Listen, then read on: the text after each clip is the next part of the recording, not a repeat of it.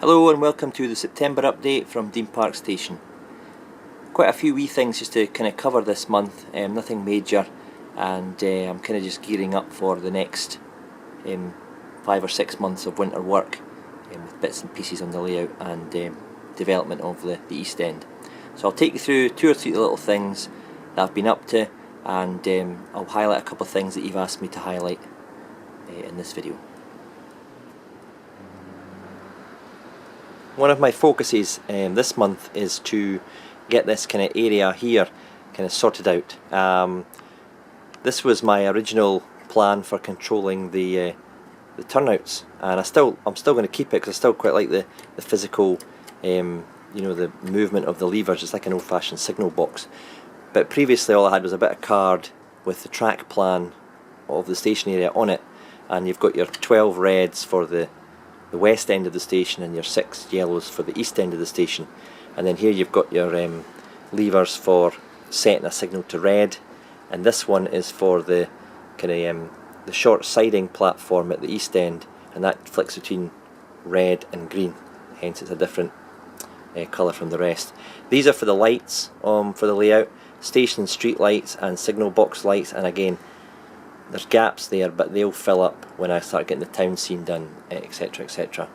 But what I did do was, I thought I'd need more, so I went and fitted this, but of course you've got to drill into the board for the wires and switches to be powered up. I no longer need them. You can probably see in that one there with the holes there as well. At least they'll be used. This area won't, and I thought, you know what, I'm going to redo this entire area just for the sake of these number of holes. So I've come up with a solution to make it look better and still to be functional. What I've come up with for the actual display area for the switchboard is this piece of wood here, and I've chosen a kind of hardwood because it's more stable, and what I mean by that is it doesn't cup. You can see it's completely flat when I'm running my thumb. It's not kind of arched. If you use cheap pines and softwoods, fluctuations in temperature and stuff can make them cup, which is no use, especially if you wanted to glue. What I've done here, an acrylic strip on top, and you can see it's totally flat there where it's been glued on. This is just a black piece of acrylic which I've had cut from a waste piece, and I've I glued it down here on the wood with Evo Stick epoxy, the stuff that I used for the power base. Weighted it down, dried within 15-20 minutes, and then I've just gone and got the edges cut flush, so the plastic is flush with the wood all the way around. What I've then done is I've taken the map from previously that used to be on card, and I've printed it out on the sticky back vinyl that I used for the TMD switchboard. I've made some changes here since I last printed it out, because obviously I did a wee bit of track changes way back last autumn, so that's all up to date now. And you've got 1 to 12 red, 1 to 6 with the yellow. That's just been cut out and stuck onto the acrylic. Why did I use acrylic? Well, I could have varnished the wood and then stuck the vinyl on top, because the vinyl adheres better to a smooth, shiny surface, so obviously acrylic is perfect for that. And for the sake of, you know, some glue and waiting it down for half an hour was better than having to go through the rigmarole of varnishing this wood. Then you're obviously going to get you know, little bits and pieces settling in the varnish as it dries. You're not going to get a perfect finish. This is glass finish. I mean, that is perfectly smooth. So that's not going to go anywhere in a hurry. See, it's quite reflective as well. You can see the silver foil on the roof there. Along this end here I've got the crossing off, crossing on sticker, and that is where the switches are going to go for putting the level crossing on and off. So they're going to be housed in there. Because the switch is quite deep, and I really have only got a short thread area to get through that hole, I had to counterbore them in the back there. You can see it goes right through the wood just into the plastic, the black plastic there, and that allows the switch to fit in there. Obviously I'll have to put 2 holes in the control panel area to make sure these line up with those, but that's not going to be too difficult. This blank area here will be filled in later with more vinyl when I've finished filling in the light switches with the ones that are blank. So they'll be put in here sometime in the future, and there's plenty there for the 12 to be kind of listed as to, you know, town lights, station lights, signal box lights, etc. So that's now ready to be fitted to the layout. Okay, so I'll take you across there and show you that now.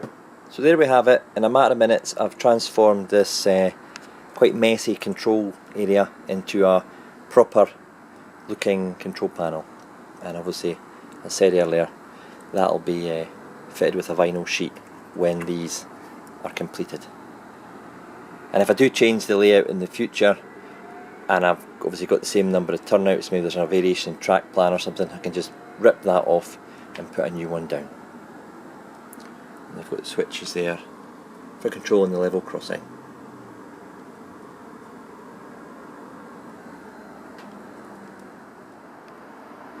You'll see here that the town area, which will be this area here, has got paper templates laid down. I'm in the early throes of just starting to plan out where the raised baseboards will be to have the town scene on. This track here will be in a shallow cutting, and I'll be raising these up, same at the back. This one might sit higher than this raised section, so you kind of got a gradual hill effect, and the track being cut into that gentle slope. If we come round here, it's squared off.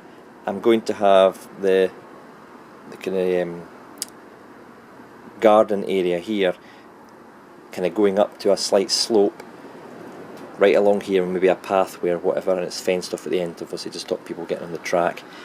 The cutting will start there. It might have a gentle incline there, a gentle incline from the wooden block up the way towards that kind of tree, and it obviously go round. There'll be town scene here and here. I'm not sure what configuration of town, it will be residential or a business district, I don't know yet. With regard to where it comes here, there's going to be some work done putting an incline in here. I'm going to start the incline earlier, so where you see the turnout that's been ballasted, that might have to be ripped up. This wood might have to be cut open to allow me to start the incline about here, so I can get a longer incline up to the top level. This is still a wee bit up in the air. However, it doesn't matter if I remove some of this wood, because this bit will be going on top, so it'll actually be easier for me to get in to clean the track, knowing that this paper area will be raised up a bit. I'll have risen up. Okay, so it's all kind of plans in the head at the moment. I'll be removing some of this wood because this top section will be on, and again it'll allow more clearance for me to get my hand in to clean the track. So there'll be quite a bit of cutting and remounting of ply here in the next few months, but my intention is to get this area laid, which will allow me to finish the garden area and at least have the gradual incline of the garden, the grass bankings up to the base of the town scene. So that'll allow this bit to get finished, so when I'm taking photographs and doing filming, you'll no longer see the kind of ply, bare ply, where there'll be trees, a gentle slope, shrubs, fencing, hedges, and that kind of thing. And that's really where all these trees that have been sitting on these polystyrene blocks for a month or so will end up going. I made another batch here of smaller trees using the same methods I showed you in my how to make realistic seafoam trees tutorial. A question I've been asked by 2 or 3 of my subscribers is, where do I store all my stuff and how do I keep my layout looking so tidy? I've invested in these IKEA drawer units. There's 4 of them here, and they're identical. You do get different drawer configurations at IKEA, but these ones are the IKEA MOPPE, M-O-P-P-E, and I store anything from, for example, I've got my wiring in there, in this one down here I've got my Pico switches, I've got my cable trunking to be fitted in the layout, all painted in a bag, waiting to go there. The most commonly used wood drawers are at the top here, and that's my fish plates, my track pins, my decoders, and really it can, everything's got a place. This is not where I store all my stuff, but this is the stuff that I use more, readily and more often. So that's hopefully answered some of your questions on where I store my stuff.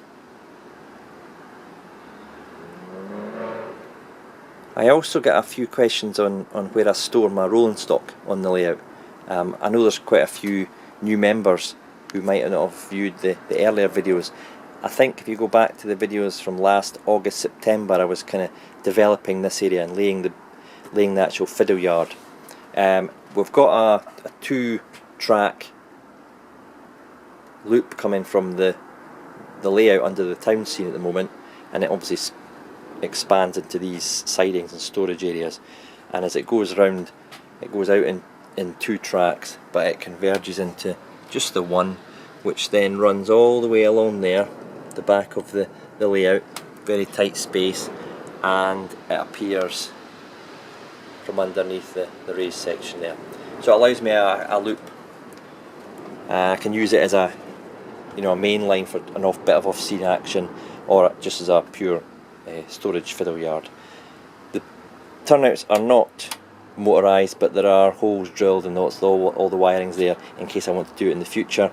But there's a couple hundred quid's worth of equipment that need bought to do that, and I could really be doing with spending the money elsewhere. So this is where I store all my rolling stock and locomotives when they're not in use. In the summer I tend to take most of them downstairs, just want to keep the dust off them too.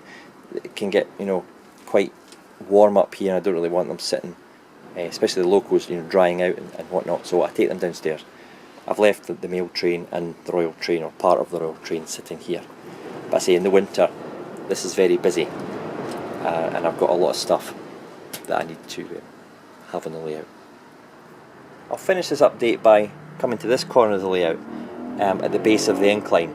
This raised section here isn't fixed down yet, but what my intention is for a brick retaining wall to come out here, and it's slightly angled there, and then stop here, but kind of taper down as the cutting material comes down to the trackside and round here. Obviously the same at the other side there, okay, and it will be stopped by a kind of brick structure, and there'll be a girder going across here at an angle, and I'll also have to work the angle there because it's sitting on a curve now, but obviously that'll be straightened out by the girder. So the retaining wall will go underneath the girder bridge, and then it'll kind of stop here and here, and it will meet up with the bridge there with the brickwork. As you see the gap, so that'll all be kind of tied in. I'm thinking about using, I've got Will's embossed brick sheets for that, and I'll do a bit of paint and dry brushing. I've never done that before. I'm going to turn my hand to that and see how I get on. I'm not sure whether to do it red brick or engineer's blue brick. Again, I'll maybe tinker with both. If anyone's got good videos for how to dry brush brickwork, and maybe add mortar and weather it, could you please drop a message and point me in the right direction. I've seen a few that are great, but I like to test different methods and different techniques, so to see which one works for me. So if you've got any decent videos on dry brushing brickwork and weathering brickwork, please pop them in the comments underneath this video. I might also have a small, as the wall tapers down, a small wall curving round at the bottom of the slope, so the slope doesn't go straight to ground level, it kind of stops and there's a wall. I've seen an embankment like that, and a cutting, sorry, so I'd quite like to kind of replicate that if I could.